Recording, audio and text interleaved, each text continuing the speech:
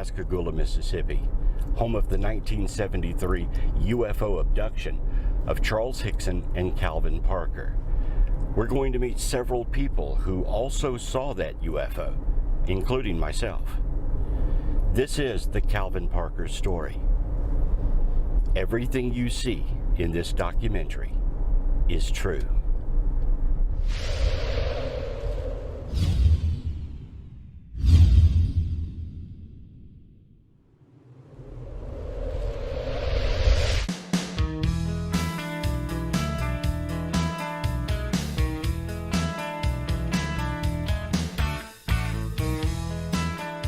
The road to Pascagoula winds through picturesque small towns and communities toward the Gulf Coast. Many of these little communities haven't changed much since 1973. Our first stop is the tiny village of Ellisville, Mississippi, about 100 miles away from the coast. This is where I grew up, and on October 11th, 1973, I saw a UFO. It was just after dusk. I was 12 years old and playing with a football under the streetlight in front of my house. The ball bounced into the yard, and when I retrieved it, I looked to the north and saw a large orange ball of light moving southward and over our house. The object drifted slowly and made the tops of trees behind the house glow orange. It moved toward the south and the Gulf Coast. I was paralyzed with fear and watched it for about 15 minutes as it passed into the distance and over the horizon. This UFO encounter changed my life forever. Little did I know that over 100 miles away in Pascagoula, Mississippi, Calvin Parker and Charlie Hickson were about to have the most horrific experience of their lives.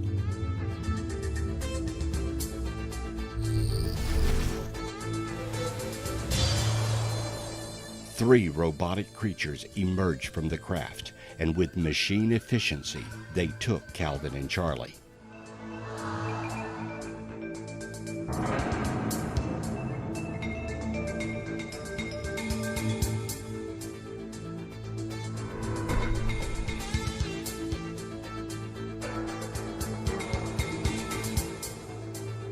Both were injected with something that paralyzed and immobilized them.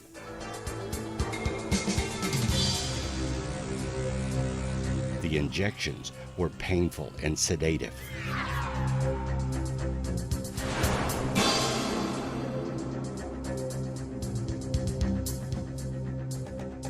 The two men were lifted up and carried into the spacecraft.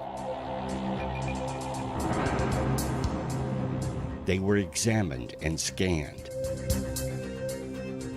Calvin was abused by a female alien.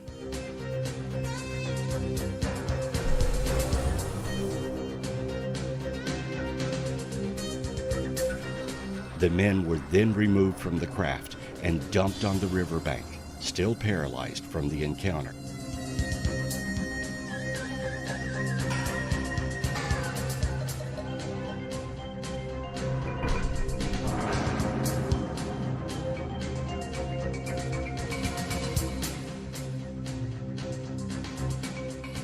There, they agreed to never talk about the incident. However, after Charlie reported the encounter to the local sheriff, the news media picked up the story, and their lives would change forever.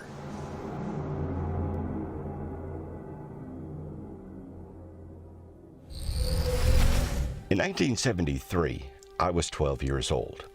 I didn't pay attention to the news. So when the incident happened in Pascagoula after my UFO sighting, the only information that I got was from adults who were making jokes about those two guys in Pascagoula that said they got picked up by a flying saucer. And the jokes drifted around for a while.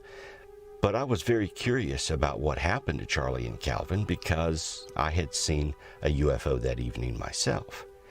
And it wasn't until a year later when this book came out, Beyond Earth, Man's Contact with UFOs, by Ralph and Judy Blum. In here was the whole story, And they were there right after the incident happened, so they took excellent notes and produced a really great book on the subject. Then is when I knew about Calvin Parker and Charlie Hickson.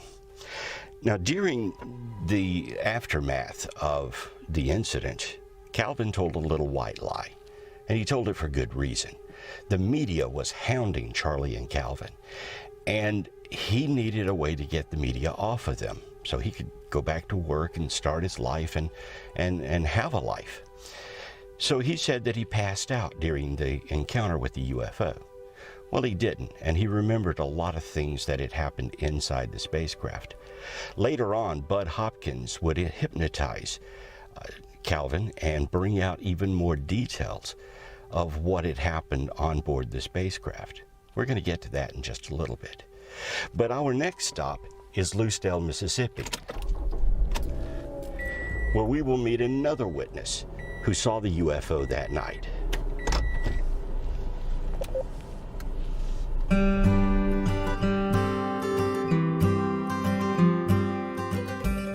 Lucedale is a town north of Pascagoula along Highway 63. It's here we meet Susan Snow. In 1973, Susan was walking her dogs that night near the Pascagoula River. Her story adds to the timeline of events on the evening of October 11th, 1973. Well, I was outside my backyard. We're probably about 2 miles or so, give or take, from the river where I lived. And I noticed a light. First time I saw it, it was coming from the north, moving toward the south. And it went to a certain point, wasn't moving too terribly fast at that point. It moved back to the north a little, and then a little back to the south, and it stopped. And it was pretty stationary, and it looked pretty much like I would call it a band of different color lights. They appeared to be, from where I was, appeared to be rotating. It was like blue, green, yellow, and red. And they were, I would describe it, looking at it, as I say, as if they were rotating around a flat object or possibly the edge of something. It was pretty bright. It stayed there, it probably hovered there for about, I'm going to guess about 15-20 minutes that it stayed in the same location. And then, without much warning at all, it drifted just a little bit to the south, shot off to the north, and it was gone. Now, was this before Calvin's sighting or after, or about what time was it? Well, at the time, it had to be about the same time, because of course, in those days, we didn't have Facebook, Twitter, anything where you could post it, oh, look what I saw, as if you were going to admit to it in that day. So I didn't find out about anything until the next day. It was on the news the next evening, on the local news, and they had mentioned that there had been this encounter that Calvin and Mr. Hickson had reported, that they were out fishing and this craft stopped and they were abducted and all this. I knew nothing about any of this until the next day. But it was, in fact, when they said that it had happened the night before, it's like, wow, I was out in my backyard and I saw something like that. And I wondered at the time what it was. When you would say you were in your backyard, were you looking towards the direction of where they were abducted? Or? Yes, I was. Yes, I was. So describe that area. Yeah, I had taken, we had a couple small dogs, and I'd taken my dog out in the backyard. And I was waiting for her, and she was kind of in that direction in the yard, so I was kind of watching over her. She was real little, and that's why I happened to notice that, yes, I was facing, we were east of this area, and I was facing toward the west. I'm just curious why you didn't call anyone or tell anyone the next day or the day after that, hey, you had seen the same thing. Because that night when I got in, my parents had been in the house when I was doing this. I lived at home. And I went in and I said, Mom and Daddy, guess what I was just watching outside? This looked really weird. And they had me describe it to them, and they were like, I don't think I'd tell anybody. So I didn't. In that day and time, if you said you saw a UFO, people would look at you like, what? No, you're not, you've made this up or whatever. So I just chose not to really admit it to anybody. I didn't mention anybody at the time. Have you ever met Calvin? No, I haven't. I'd love to. I always wanted to meet Mr. Hickson. Never had the opportunity. I would love to have talked to him about it and told them that I saw it, but I never have. Do you remember how old you were about that time? I had to be, it was what, 73? So I had to be, what month was it? I don't remember. It was a long time ago. October. Well, I would have been turning 19 that October. Yeah, you had mentioned it to me on the phone about that you had seen it and what it looked like. Mm-hmm. And I'd talked it over with my daughters after that, and Jennifer I think it was Jennifer, wondered about if it was a possibility why it looked like an orange glowing ball if you saw it shortly after it came into the atmosphere. Could very well be. I know that what they saw was blue. What you're describing was multicolored. Yeah, primarily blue. Primarily blue, but it did have the other colors too. Yeah. And what I saw was an orange ball, and I just assumed that whatever mode they're in, maybe they shift the color of the that craft. Could be too. That you could know, be if too. they're just cruising along, it's orange. If they're about to land or do something, it turns more bluish. You never know. Or yeah. they turn lights on, you know, or something. I don't know.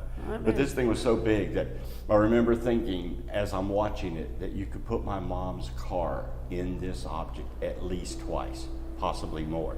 Wow. And she drove a Ford Galaxy 500. Not a small car. Not a small car, big car. Uh-huh.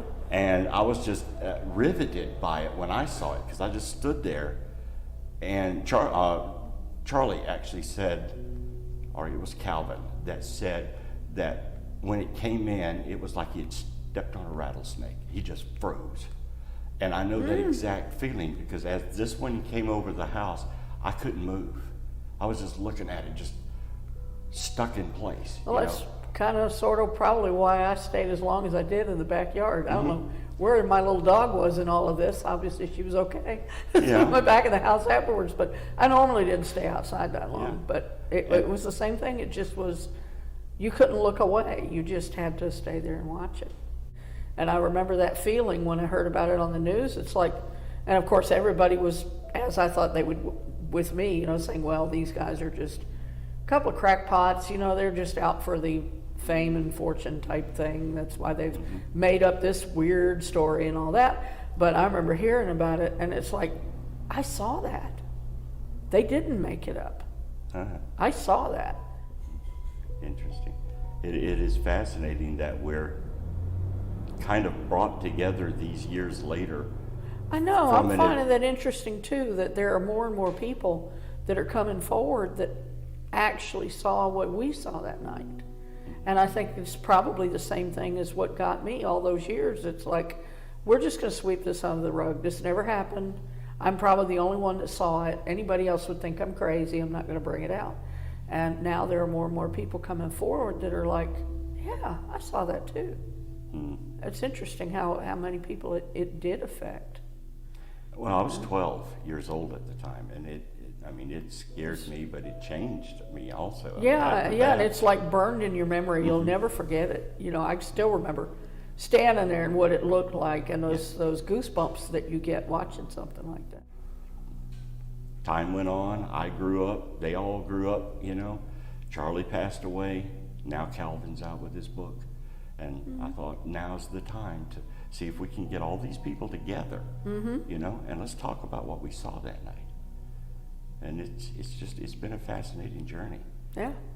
I say it's amazing how many of us shared the same experience, and we've all done the same thing I have. It's like, we just won't talk about this. Right. You know, I'm the only one that saw it, and anybody's going to think I'm off my rocker if I come out with this. Oh yeah, you just made this up.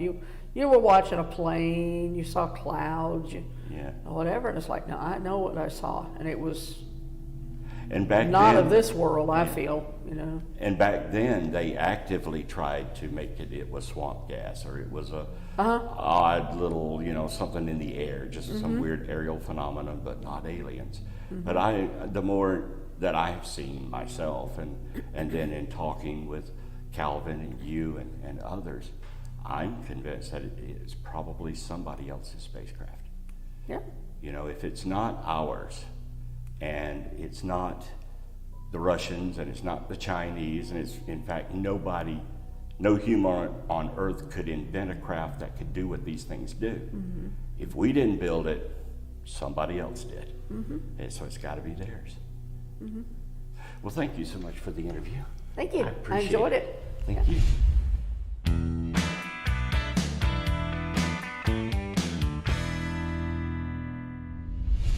In the book Beyond Earth, Man's Contact with UFOs, there's mention of a crane operator who was on the other side of the river during the abduction of Calvin Parker and Charles Hickson. His name was Lewis Lee, and we're going to talk to him next. Next up, Pascagoula, Mississippi.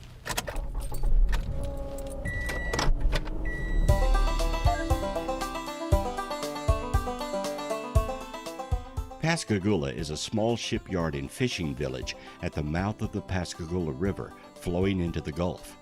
Nearby Biloxi, Mississippi attracts tourists with casinos and beaches. There were no casinos in 1973, and Hurricane Katrina has changed the landscape since then. This is where Calvin lives, along with others who also saw the UFO that abducted him and Charlie. One of those who saw the UFO that night is Lewis Lee.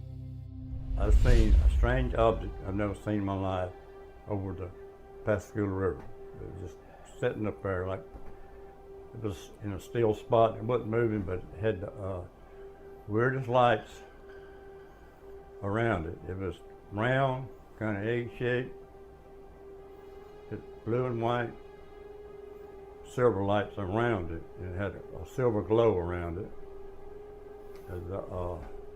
The middle of the craft looking thing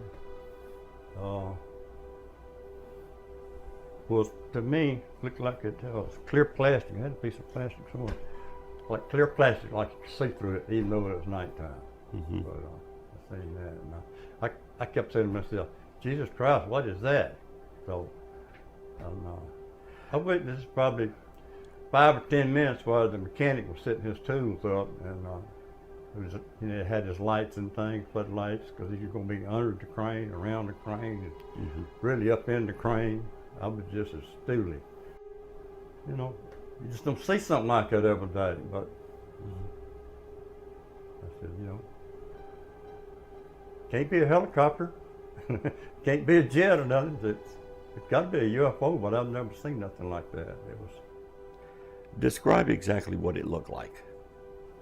Have you ever seen a welder at nighttime, welding art at night? They're welding steel at night from a distance. It puts out like blue, white rays, you know, silver rays. Mm-hmm. And that was a little bit like that because it had a lot of rays glowing around it. Mm-hmm. But never seen nothing like that in the sky before. And it wasn't even moving, it was just sitting up there. From your vantage point, could you see Charlie and Calvin over there, under it or around it? No. Calvin and Charlie was the other side. That would be the west bank. Well, it was on the east bank, and they would be like diagonally across. There was a bridge there, and they had to go over the bridge to get to where they were going fishing. They wasn't that far away, but they were diagonally across. Like I don't know. Well, I died while I witnessed the UFO that picked them up, you know. But I told the crane operator, I told the crane operator mechanic what I seen. He just kind of laughed it off. So, no, yeah, right. Back in them days, 1973, most of us locals, man, we didn't believe in UFOs, a Loch Ness monster, or a Bigfoot, nothing like that. So. He laughed it off, and the next day I worked my day job at the shipyard. It had already got out on the news somehow or another, or the local people spreading it around. And I told him I'd seen something, and yeah, right. He put on our leg. Come on, Louis.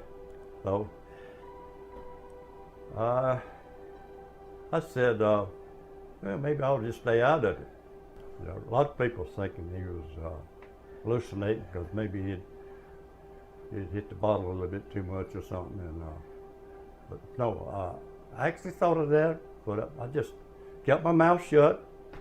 stayed out of it. And I told my family, my friends, my deer hunter buddies and all that. Yeah. And, So it wasn't a secret that you kept to yourself. People you knew you had seen yeah, it. my whole It just family, wasn't in friends. the newspapers. But I know Charlie. Charlie on the job was a good hard worker. But I don't think he would tell a lie like that. I think it really happened, what I know. Well, I really appreciate you talking to me and telling what you had seen. This helps corroborate Calvin's story. And we all kind of share something in common because we all saw something that night. Yeah. I really like him. What little bit I seen at the library that day, I wouldn't mind talking to him again. They seem like down to earth, common sense people.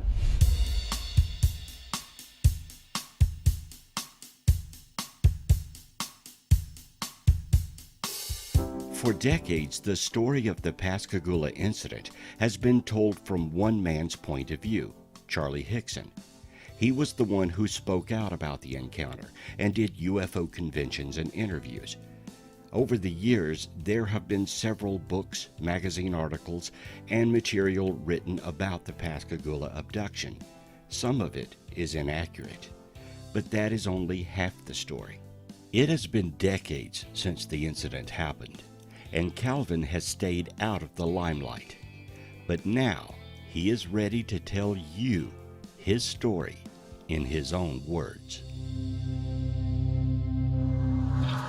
Well, this is on the east side of the East River, and on the west side where these power poles are, there's three little poles sticking up. That was the pier where we actually got abducted. That was in 1973. I was living in Laurel, Mississippi at the time this all really started to begin. Working in the oil field. I was working 7 days a week, 16 hours a day. I was engaged to get married. So I didn't want to go into a marriage and never see her. So I decided to get another job. So I called an old friend of mine, Charles Hickson, and asked him if he could give me a job, because I knew he was working down here doing something. And he said, yeah, come on up. All right, this was October the 10th when I called him. And he said, come on up and we will give you a job. You can start tomorrow. And what I was going to be doing was a ship fitter there. So we worked all day, slinging a 16-pound sledgehammer, cutting and tacking a ship together, for those of you that don't know what that is. So we was pretty tired. We stopped and ate lunch. And while we was eating lunch, Charlie asked me, he said, let's go fishing this evening, kind of wind down.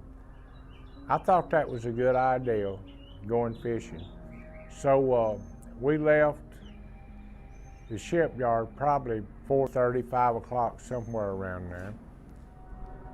We picked up that. We drove to the place where we was going to fish. We first tried a no grain elevator. Then we went to the Shaw Peters shipyard, which was just down the road from the grain elevator. And we pulled up, and the first thing I noticed was all the debris and the trash and the tall weeds. And I thought, hell, this can't be a shipyard in business or anything right now, because it was just cluttered up. I said, Charlie, why don't they take care of this place? He said, well, they've abandoned this place, and the water gets up, and when it goes back out, it leaves all the debris that it washes in from the woods and under people's houses and all. Well, that made a lot of sense. And it was old refrigerators and everything else there where people had been dumping. But we waded down, can't say waded because it was dry land. We walked through the debris, which took us about 15 minutes to get to where we was going to fish. And there was no pier there. And there was no log laying back behind this pier. And I remember us grabbing that log, throwing it up on the pier to have something to sit on. So when we started fishing, I was looking across the river at the old big ship over there. And I was thinking to myself, now how does something made out of steel float? Because steel is heavy, and I just experienced beating on it all day with a sledgehammer, putting it in place. And about that time, coming from behind me, which would be west, right straight behind me, about 300 yards, I noticed there were some blue hazy lights flashing out across the water.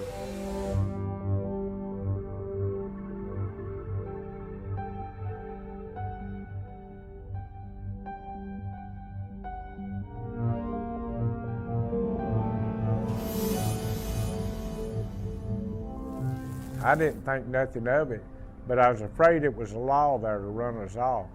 So I stood up and turned around, and about that time Charlie stood up, and the blue hazy lights was pretty bright by then, and we really couldn't make out what it was, but me was thinking it was the law. Then all of a sudden, there was a bright light, and it's just hard to describe this light. It was so bright, it was blinding. And matter of fact, it was bright enough that the next day or so I had what they call the blue eye that you get, especially if you weld or something, where it just hurts your eyes and they ache and they water and you have to put drops in them. But getting back, this light was so bright we could barely make out what was going on. And we seen 3 figures approaching us. But I couldn't make out what they were. Charlie might could have, I've never asked him. But these 3 figures getting closer, and when they got right up on us, then that's when the fear kind of struck in me, because I was able to see that they weren't human. All the time I was thinking it was the law and we would be safe and all. But when these things got right up next to us, they was probably 5.5 foot tall, didn't have a neck. It looked like their head just sat down on their shoulders. They had grayish wrinkled skin, and they had hands that looked like they had mittens on them. I think I described them as claw-like hands, crab-like hands down here. Well, 2 of them reached and got a hold of Charlie, and I remember thinking I need to run, but there was nowhere to run. There was water on the left, water on the right, and water in the front. And it had bad debris all in this water. But I didn't really have time to make a plan. It happened so fast. One of them reached and grabbed me, and immediately when he grabbed me, I heard like a ch noise. And that was an injection going into my left arm. This is what they figured out later, but it was an injection going into my left arm that just really, and all of a sudden the fear was gone, but my body was paralyzed, everything but my neck and my eyes. I could look with my eyes to the left and the right, and I could roll my head, but other than that, I couldn't have any functions. But the fear was gone then for some reason. This time, this one creature elevated us up about 2 foot off the ground, might have been 1.5 feet, floated us in toward this craft, which is like nothing I've never seen. I was still kind of blinded, so I couldn't really make it out till we come out. And when we got to the door, I remember looking, and that's what the lights was coming out of. And I looked in to see if there was any light fixtures or anything, just trying to figure out what was going on. And it looked like the lights was coming out of the paint. It was just being illuminated out of the paint. Now how that happened, I don't know, but that's what it looked like to me. Well, he kind of paused then, and that's when I got a chance to look. He made a left turn. When he made a left turn, we just kind of breezed up a little bit, and on the right side they had a door that was already open. This robotic looking creature that moved like a robot took me into a room, and there was a examination table there. Now, I think the table could be made out of glass or something. I really don't know what it was made out of, because I didn't have a chance to look at it too good. he laid us on an examination table, and this table was at about a 16-degree angle. And that's when, out of the ceiling, where he backed up out of the way, out of the ceiling there was something the size of a deck of cards that went around, that dropped down about 1.5 feet between my eyes and started rotating around my head and my body and making a clicking noise.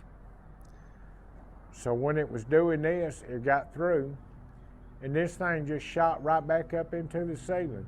Now, I don't know if it had wires on it or what it had on it, but it really couldn't have had wires to do what it did, to swing around.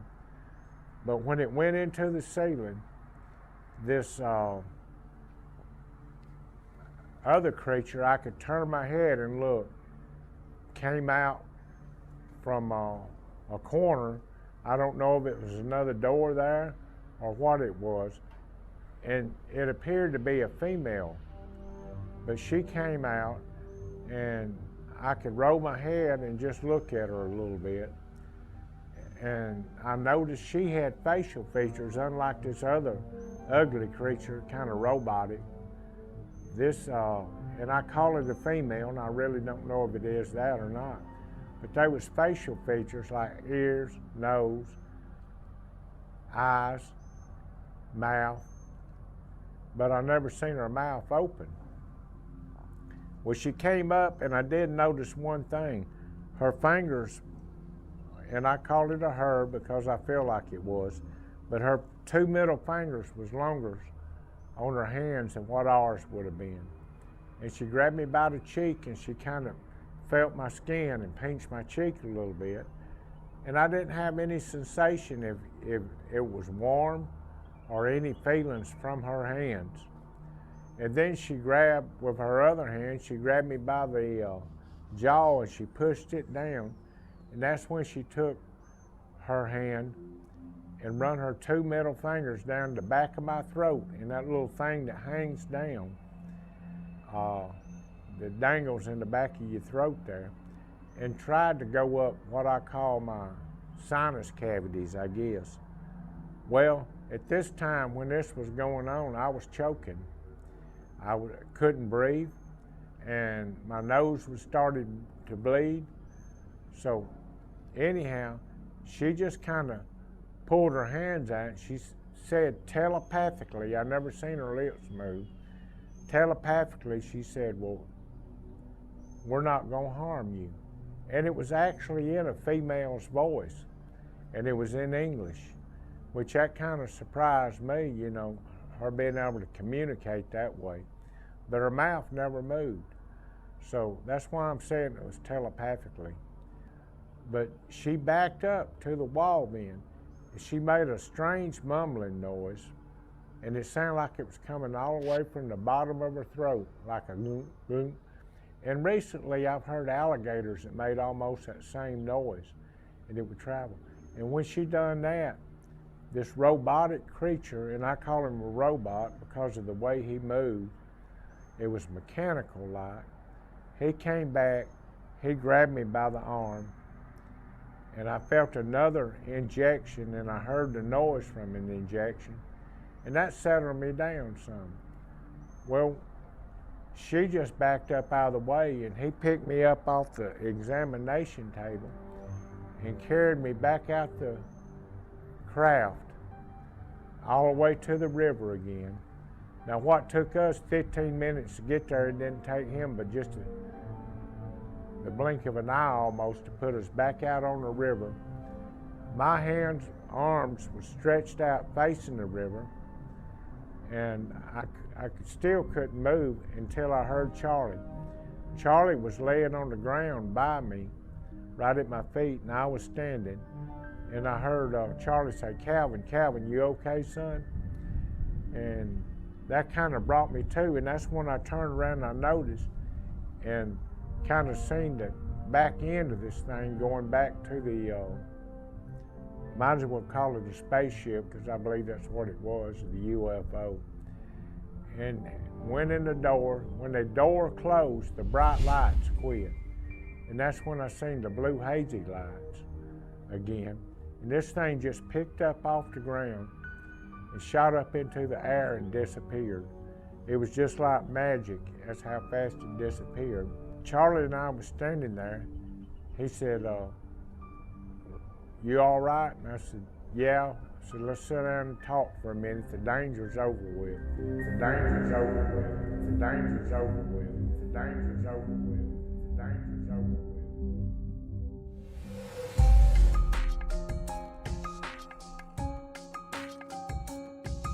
The danger of the abduction was over, but the aftermath of this single event would haunt Calvin and Charlie for the rest of their lives. Charlie wanted to talk about it, perhaps as a way to ease his mind and get it off his chest. But Calvin was so traumatized, he wanted nothing to do with going public. And Charlie said, "I don't know what happened, son, but did you?" I said, "Nothing happened, Charlie. Nothing happened to me," because I didn't want anybody to know, because back in the 70s, people would think you was crazy. So I really didn't want anybody to know what was going on. And we sat there and talked about it, and we agreed not to tell nobody what had happened. And Charlie says, "Well, guess we need to go." So we stood up. We made our way back to the car, and it took probably 15 minutes to get back to the car wading through this.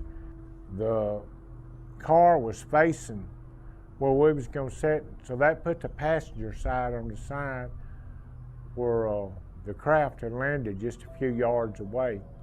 And the windows, and I still have the car to this day, the windows on a 1973 Rambler Hornet on the passenger side was facing the craft, and they was shattered in place. And I remember asking somebody back in, how come they just didn't fall out, which the one on the passenger side door did when he opened it. But they said that was a safety glass. It had plastic in it, and that was in case you had a car wreck or something, that the glass wouldn't cut you to hold it. So Charlie opened the door, and his window did fall out, and the back window stayed in place. And we got in the car, and I started trying to crank the car, and it just wouldn't crank. Now this was a brand new car with just a very few miles on it. It took about 15 minutes to crank it, but I noticed the battery never got weak. And I backed out, and we was going to go back to the apartment where we was both staying. And there was a store on the way to the apartment, and there was a payphone there. So he said, "Pull over, I got to call somebody." Well, I thought he was going to call his wife. I didn't know he was going to call the whole world. Well, he called Keesler Air Force Base, and he told him he wanted to talk to somebody there. Well, I guess he explained to him what had happened. I wasn't paying much attention. By then, my mind was way off somewhere else.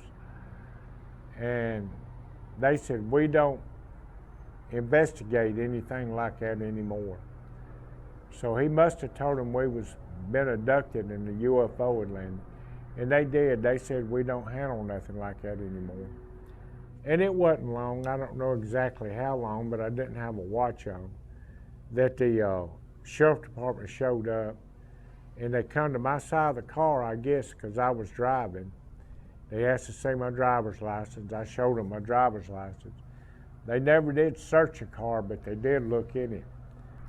And he said, "Look, you don't appear to be drinking, so why don't you follow us back to the sheriff's department, and we want to talk to you about what happened." I said, "Nothing happened. Nothing to talk to me about." So we followed them back to the sheriff's department. Well, they separated Charlie and I, and then they interrogated us both. I don't know what they said to him because I wasn't in the room with him, but I'm sure probably the same thing they told me. They put us in a room together, and what I didn't know, they had a tape recorder hid in a drawer in this room, and they was recording everything that we said. Well, I really didn't know what I said then, but they come in and got the tape recorder out, and I didn't see him get it out.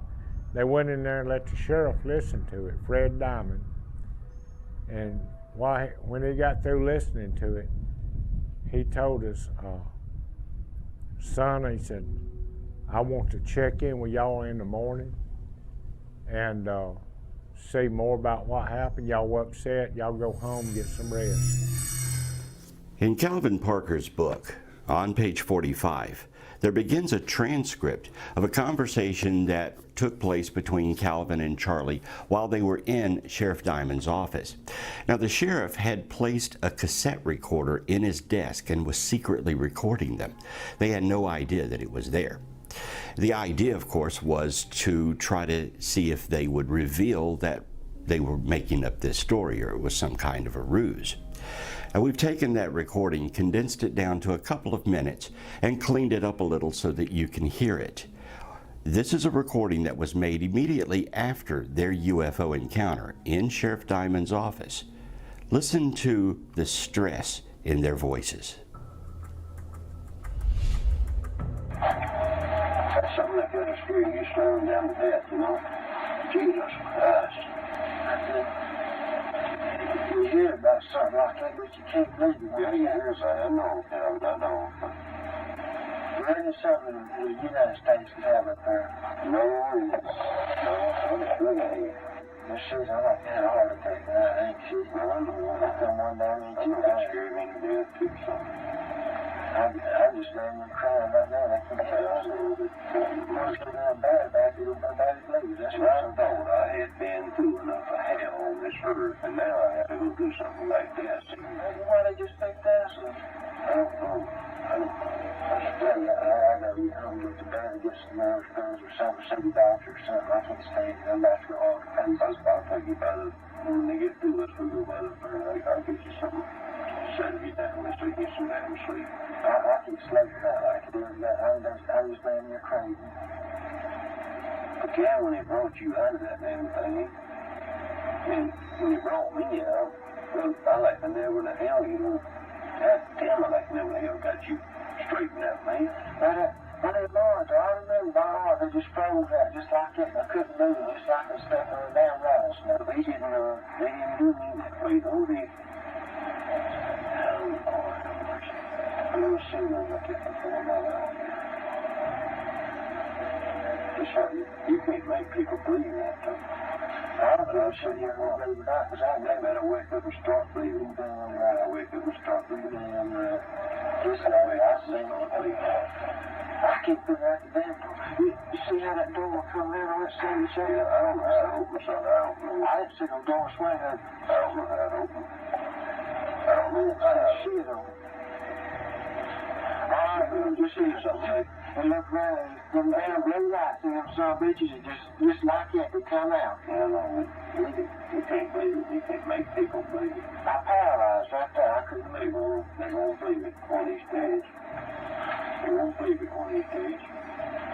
Might be too late.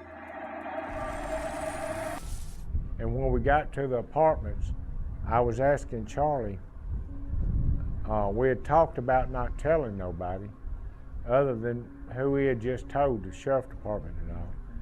And I told Charlie, I said, you know, I'm really concerned about having a virus or radiation on us, because I had watched these Apollo missions, and when they came back, they would quarantine the astronauts for 7 days, even from their families, so they couldn't be around them and give them any kind of virus or anything.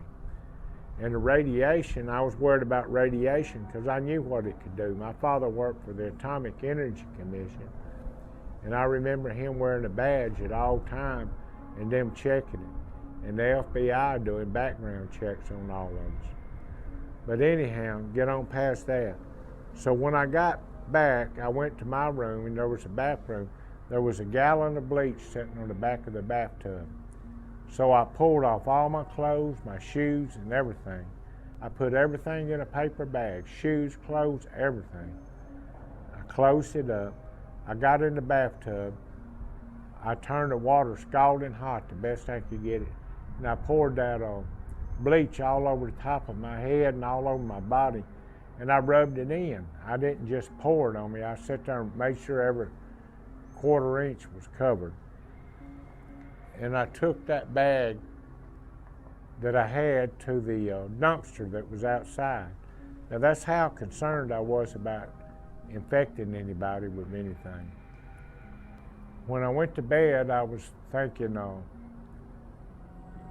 was thinking about the night and what we had done.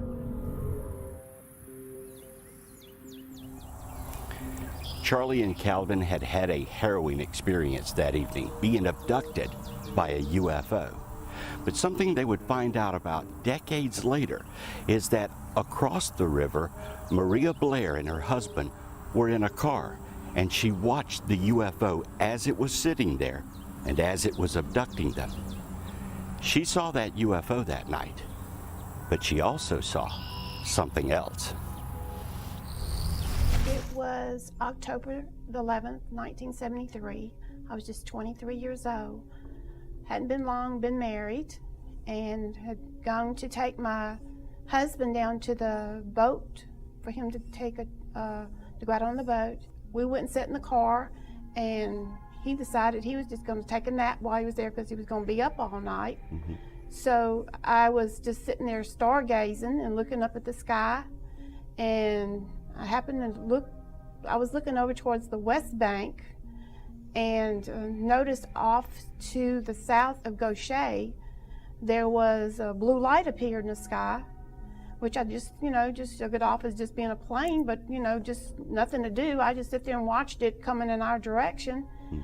And as it got closer to Pascagoula over to, it started coming down like it was going to land like a plane would. So I thought, well, must be a little landing strip over there I never knew about. So when it started coming down, I noticed that the blue light on it kept getting brighter and brighter.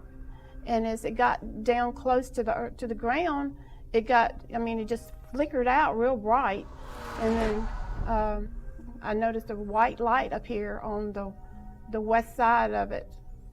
And as it was like a door opened up on this craft. And then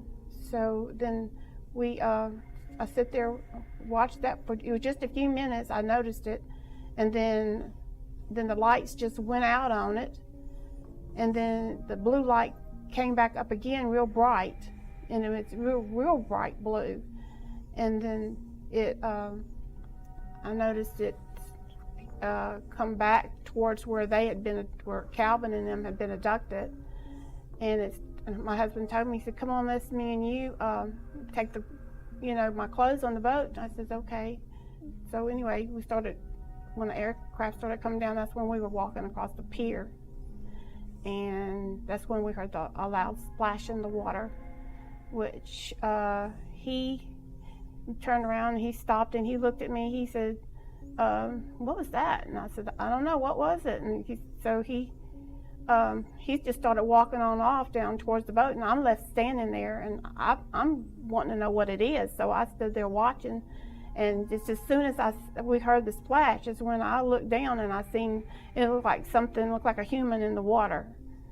And so, but just as soon as I couldn't really make it out all that good, so I'm not really sure what it was, but it looked, from what I could see, it had a head but no neck, and it just went on. It just went on away, and it was really loud splash, very loud splash.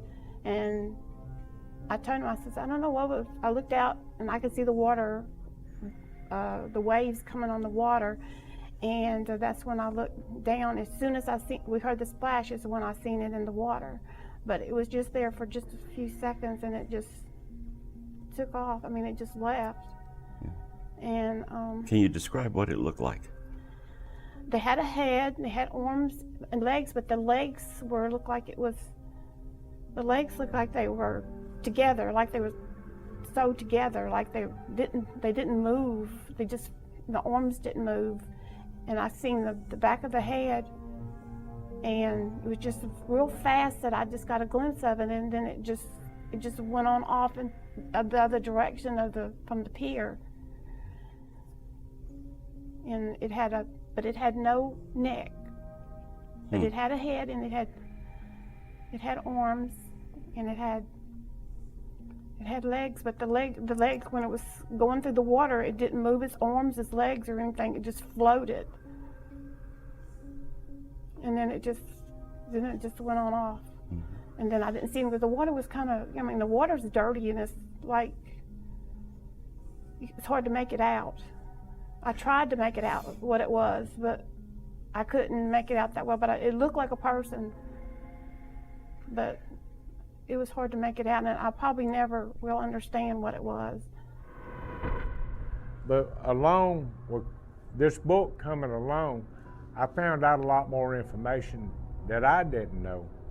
And one was, during the process of writing this book, I called our Skype, Philip, and I told him, I said, you know, I got the privilege of meeting Bud Hopkins one time.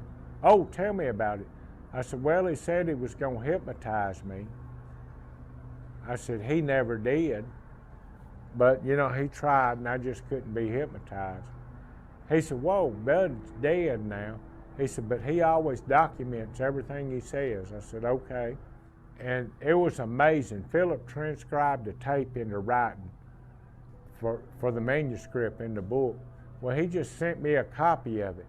So I just briefly read through the first chapter where Bud was hypnotizing me. And I thought, it started coming back then. I thought, dang, he did hypnotize me. Now, the way that come about, in '93, I took a fishing trip to Cat Island. I told my wife I was going to be gone. I'd be back before dark to fix me a lunch. Well, when I got there, I remember this is close to 11 o'clock, and the tide was supposed to change, and I was going to fish the tide that day. So I got my lunch out, gonna get that out of the way, got me some water, and sat over there on the side, and I laid it down. Well, the next thing I seen, this was 11 o'clock in the morning of that morning. It was 3 o'clock the next morning when I woke up. I didn't know where I was or what time it was, because I still didn't wear a watch or when it was. So I left going home because I figured I just slept a little while and it was dark. My truck had a clock in it, and I noticed it was 3:30 or something in the morning on the next day, and I thought, wow, how do I explain this? But on the other hand, how do I explain the blood that's on my shirt? My shirt was drenched in blood. I had blood on me. There was a note on my truck when I got there. Baby, I'm gonna call the Coast Guard. Where are you? I figured I better load my boat up and get on home. And I pulled up in the yard, and a friend of mine just happened to come over that day. And he said, what's going on? I said, I need to talk to you. I said, I went fishing yesterday. I lost a bunch of time where I didn't know where I was or what I was doing. And I don't know what to do about it. I didn't even remember catching the fish. Or maybe somebody else caught them and put them in the cooler to fool me. He said, missing time. He said, yeah. He said, I know a man that just got through writing a book on missing time. His name's Bud Hopkins. He's at a conference in Tampa, Florida. Now, I didn't know Bud Hopkins from anybody. And so we drove over there, and he drove up to a conference hall. And he said, this is where it is. I said, I'm not going in. I don't want to be around these people involved in these UFOs and abductions and stuff. I don't want them to know who I am. So he went in and he found Bud Hopkins, and he was just about to go on the stage and give a little talk. And he told my friend, he said, well, y'all go to the room and wait on me. And I'll be there when I can get there, just real quick, and I want to talk to him. Tell him not to leave. Please don't leave. So we shook hands. We sat there and talked just a minute. He said, Calvin, let me hypnotize you, and let's find out what's going on. I said, I don't know. I said, Dr. Harder tried to hypnotize me one time before, and I couldn't be hypnotized. He said, let me try at least. So I agreed to let him hypnotize me. Well, I underwent hypnosis, and he was taping the whole thing so he could prove that he was above ground. Well, he taped me, he regressed me back to this time. He regressed me one time to 1973, and he asked me questions about the abduction of 73. Well, I actually pulled information out of that was helpful. One thing, there was a car that was parked there, and I called the tag number out on the car, and during this, I was able to hunt the car down, got a private detective, and actually hunted the car down and see who it was. Well, come to find out, it was two people that was parked out there making out in a car like everybody used to do back in their teenage days. And they was making out, and they seen this, and they cranked the car up. They was actual witnesses, and they hauled butt and got out of there. Well, he recently passed away. She's in a nursing home with Alzheimer's, but she remembered it enough to talk to me, but I had to promise her I wouldn't tell nobody her name, where she was, or anything like that. And I'm not going to do that, because if I tell somebody something, I'm going to keep my word on that. Come to find out, while I was on the island, I went to sleep, and the same, seemed like the same ones that had abducted me, or they looked alike or something, had come back to get me. And I remember this, and the only way I know it's true in hypnosis, as I remember something, I'll tell my wife, and she'll go read it in the book, or look it up, or listen to the disc.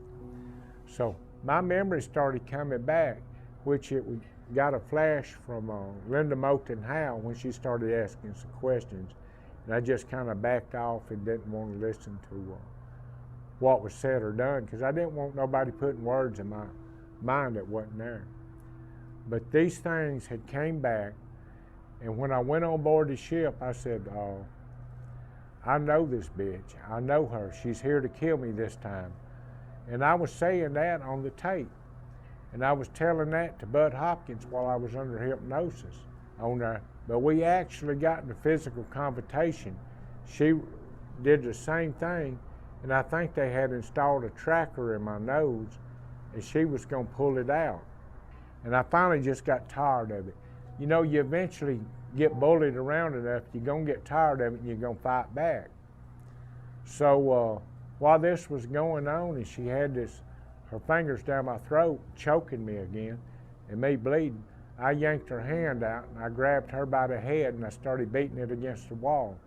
She actually started bleeding out her ears and all. She got blood all over my shirt. Me and her was both bloody, because she called her big ugly friend back, her big robotic-looking creature. Now, he could handle me, but my intentions was to grab her around the neck, and I was going to jump out of that craft, or where I was, if I could find a door. And I was taking her with me. I didn't care how high off the ground I was, where I was, if I hit in the water, or I didn't care if it killed me. I was ready to die to prove a point, I guess. And I was tired of being bullied. So I went through all this, and I described what happened, and I described in great detail, even detail that's hard for me to remember right now. There's no doubt in my mind that is true, and there's no doubt in my mind that Bud had me hypnotized, and we actually got the tape, and Philip Mantle transcribed it. I've acquired the 1993 Bud Hopkins hypnosis regression tape from Philip Mantle, who helped Calvin write his book. I've cleaned it up, condensed it down so that you can hear excerpts from this tape. What you are about to hear is very disturbing.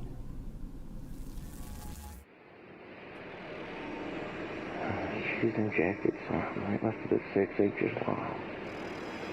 Where did she inject it? It was right under my tail. Could you feel something going in or something coming out? Oh, yeah, it was going in. And then I felt blood coming out. Blood, it was warm blood. I feel like she changed all my blood out of my veins. I've never felt nothing that hot run through me before in my life.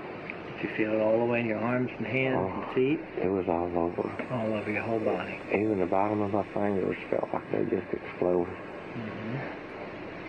She's leaving now.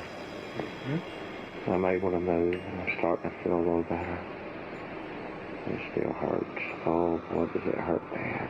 Just like Does it hurt all through your body or just in that one local place where she injected it? all over. Yeah, the whole body hurts. It's all over. But I see me in a mirror. But I also see something else in a mirror. I'm not there by myself. And I'm being watched. I'm being watched. That's what I'm doing. Do you think one person's watching or two or more? What do you think? No, it's a bunch. A bunch of watching. them. The electricity's bouncing off the walls again. It's something. Little balls of electricity just bouncing and bouncing. And I remember dodging them. I'm dodging them now from one side to the other. When you look in that mirror, do you think you actually can see faces in there? Oh, yeah, faces all in it. What do they look like? I don't know, but it's faces in it. It's just faces all in it. And she's coming back in the room. The door opened, and I can move. She walked in, and I grabbed her. I got her around her skinny ass little neck, and I'm choking her right now. And she's fixing to go with me. And I'm beating her head against this mirror. And there's some kind of black stuff, it's coming out. And then through the door, it's the same one that brought me in. And I felt the stinging again. Where's that black stuff coming from? You can see. She's got ears. It's coming out of her ears. She's got big ears, little ears? She's got ears like I've got. What color hair she had? Her hair was bluish green. Was hair loose and curly? Yeah. And just take one last look, and I want to ask you one last question about her. Think you've seen her in the past couple of years? Yeah. I've seen her. You remember more about that, but let's go back to the room now.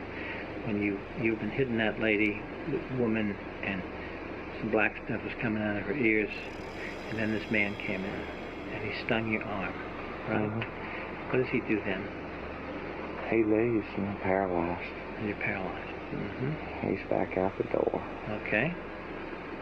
And I'm paralyzed. And is she pissed?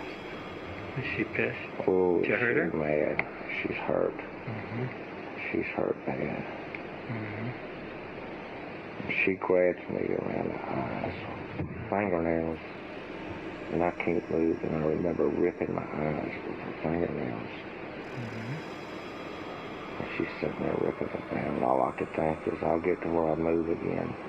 You were able to close your eyes to protect your eyes? No, I was sitting there staring at her, I couldn't even blink my eyes. And she scratches your eyeballs? No, my eyelids, eyebrows. There's blood coming from there. And then a light, a strong light came. And then she could talk to me. But she wasn't moving her mouth, but she was talking to me. What'd she say to you? She didn't say nothing now. She's pulling thoughts out of my head, everything that I know. And she's pulling thoughts out. And she tells me, she says, you're not going to be any danger to us. And I remember sending a signal back. I said, to us. Who is us? She said, you will no longer be a threat. I didn't know I was a threat to start with, but you can bet I will be a threat from now on. She's evil. She's really evil. I can see destruction. I'm able to see things that I've never seen before now.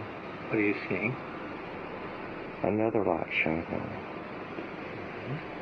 And this light that's on me now, it's scared me. And she's afraid of this light.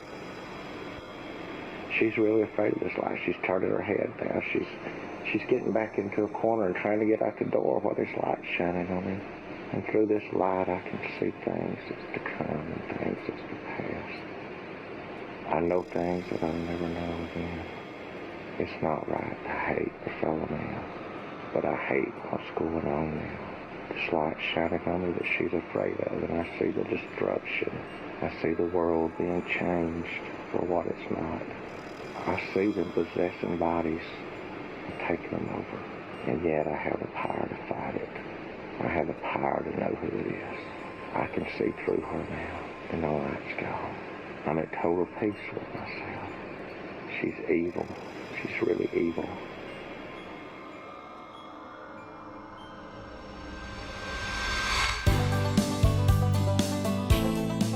While in Pascagoula, I had the opportunity to get most of us together who had seen the UFO that night. We were able to construct a complete timeline of the events of that evening, including information from a new witness. I'm Louis Lee, and I witnessed a thing, 1973, the UFO over Pascagoula River. I'm Susan Snow. I live outside of Lucedale now. I would have been right at 19. I saw it come in from the north, and I watched it, and it like stopped, excuse me, and went back toward the north. Mm-hmm. And then it stopped again, and it stayed in that one position for about, I'm going to guess, about 15 minutes or so, 15, 20 minutes. I was just transfixed. I couldn't take my eyes off of it, because almost immediately I knew it was not a plane. I'd never seen a plane fly like that or be lit like that one was. But I've been fascinated by it all these years. You're Judy. Judy. Tell Right. us what you saw.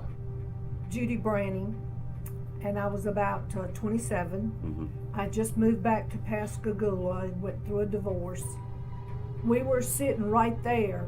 There was a few cars ahead of us at the red light, and we was like right up close to the railroad track. And some lights got my attention. And I kind of leaned in and I kept staring at it and looking. And it was coming from west to east, right straight toward us, above Highway 90 and the railroad tracks. The closer it got, I thought, because Jackson County Airport at the time was not very far from there, and I thought, well, this airplane is fixing to crash. And I got real kind of anxious, Mm-hmm. and I warned, and I said something to everybody. I said, guys, look. I said, is that a plane? But no, the lights on it don't look like a plane. And then the best of my memory, I remember one real bright light. I really couldn't make out the outline of it until it got closer, and we were all talking and staring by this time. What is that? What is that? Oh my goodness, you know? And when it got right up on us, you know, I said, hey y'all, that's a UFO. And it got right there so close to us, and then there was no engine, no noise whatsoever. And then it went over the top of the car, and I looked behind me in the back glass, and it went over the car, and then it went straight up. I mean, fast. Mm-hmm.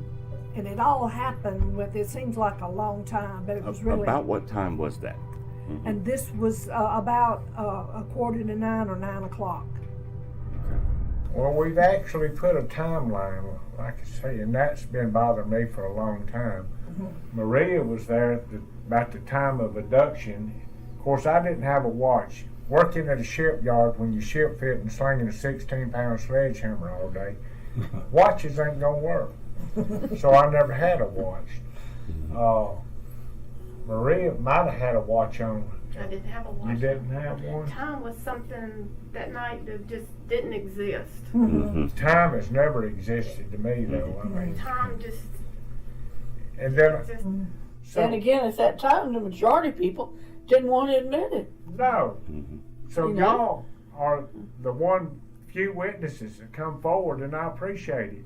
And it's helped establish timelines, but more important than that, it's helped me know that I wasn't crazy as hell Right.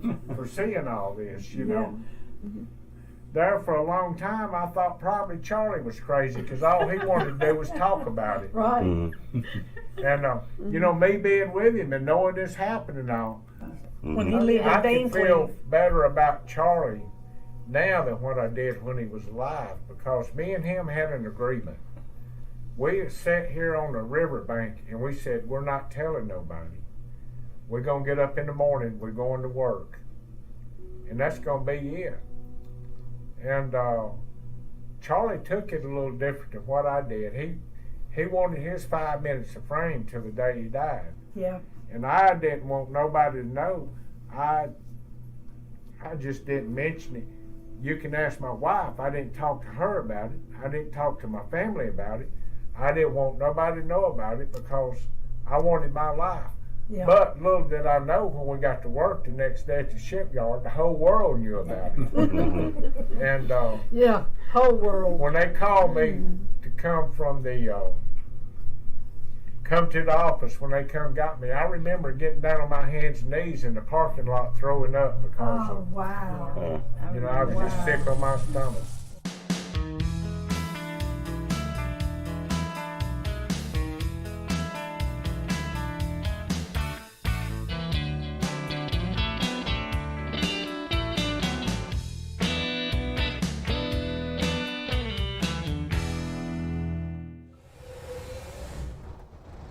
We've come a long way to take a trip to the past. But perhaps the past is where our future lies. It's been over 46 years since Calvin Parker had his remarkable UFO encounter. And still today, there are those who say that alien abductions don't occur. For those who have had the experience, it's an all too real reality. You may not believe Calvin's story, and that's your prerogative. But for those of us who have had UFO encounters, we don't have to believe. We know.